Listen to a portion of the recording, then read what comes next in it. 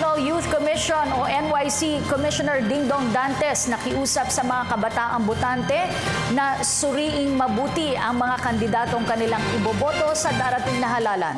Ang ulat mula kay George Bandola.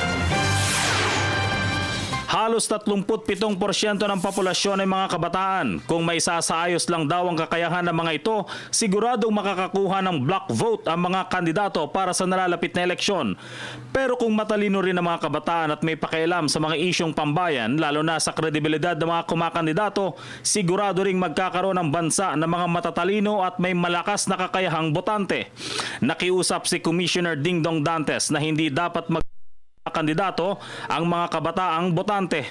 Alamin mo ano ba yung issues sa inyo muna, yung kabataan na muna, saka lumabas sa mga issues ng ano ba yung pangangailangan ng bansa. Ano yung mga present na pangangailangan mo para mabuhay ka ng maayos. And then, tignan mo kung sinong kandidato ang sasagot doon sa pangangailangan mo. Pero hindi lang daw sa pagsuri sa kakayahan ng mga kandidato sa mga hamon ng lipunan ang isipin ng mga kabataan.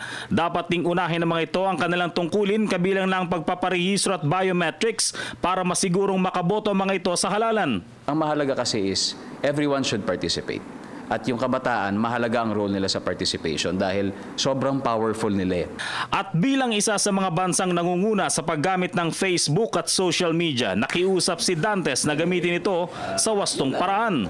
So it's really a matter of mindset, a matter of ano ba yung mahalaga para sa atin. Siguro ngayon mahalaga ng pagkain, pagkukutsa sa mga kalsada o ano-ano man, di ba? Pero kung gagamitin natin yung energy na yun para suriin yung issues, sabihin ano ba yung mahalaga sa atin, and most importantly, saan ko ba gusto pumunta sa aking hinaharap?